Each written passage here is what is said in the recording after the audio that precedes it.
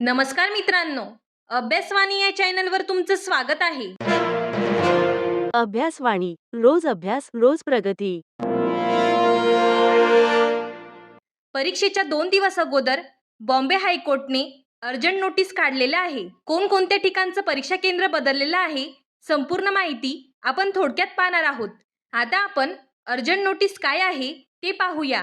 आणि मित्रांनो, मी तुम्हाला एक सांगू इच्छिते की तुम्ही हॉल तिकीट जरी अगोदर काढलेलं असेल तरी पण एकदा परीक्षेच्या आदल्या दिवशी जाता जाता एकदा पुन्हा हायकोर्टच्या ऑफिशियल वेबसाईटला भेट देऊन बघायचं.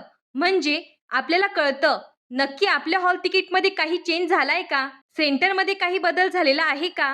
कारण या ठिकाणी त्यांनी अचानक आज एक नोटीस काढलेली आहे, ती म्हणजे रिवाइज एक्झामिनेशन सेंटर बद्दल. मग या ठिकाणी कोणकोणत्या जिल्ह्यांचे सेंटर बदललेले आहे, कोणकोणत्या पोस्टचे सेंटर बदललेले आहे ते आपण पाहूया. आता त्यांनी स्पष्टपणे सांगितलेलं आहे की with reference to the notice regarding publication of examination centres, जे पहिले एक्झामिनेशन सेंटर त्यांनी दिलेले होते तर त्यामध्ये त्यांनी काही बदल केलेला आहे, म्हणून त्यांनी रिवाइज एक्झामिनेशन सेंटर लिस्ट या ठिकाणी जाहीर केलेली आहे. पहिल्या एक्झामिनेशन सेंटरमध्ये काही ठिकाणी बदल केलेला आहे. आता कोणकोणत्या जिल्ह्यांबद्दल त्यांनी ही लिस्ट जाहीर केलेली आहे, तर प्रामुख्याने आपण बघितलं तर कोल्हापूर आणि ठाणे या 2 जिल्ह्यांबद्दल त्यांनी रिवाइज लिस्ट दिलेली आहे. आणि बाकीच्या जिल्ह्यांचं त्यांनी इथे स्पष्टपणे सांगितलेलं आहे की कोणताही चेंज त्यांनी केलेला नाही. कोल्हापूर आणि ठाणे हे 2 जिल्हे सोडले तर बाकी जिल्ह्यांबाबत कुठलाही चेंज त्यांनी केलेला नाही.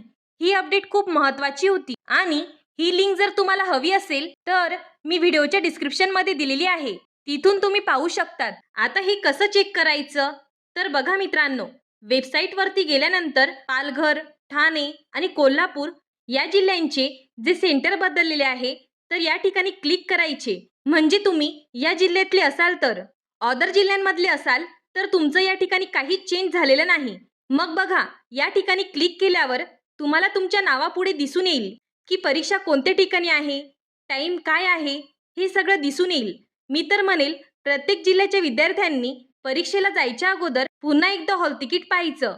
म्हणजे आपण जी प्रिंट काढलेली आहे पुन्हा परीक्षेच्या अगोदर पण तेच ठिकाण आहे का हे एकदा चेक करायचं. कधीही काहीही अनपेक्षित घडू शकतं. आपल्याला या ठिकाणी अपडेट भेटेल, नाही भेटेल, तर सिंपल काय करायचं, परीक्षेच्या अगोदर एकदा मोबाईलवर चेक करायचं की तेच आपलं हॉल तिकीट आहे किंवा नाही. अभ्यासवाणी रोज अभ्यास रोज प्रगती.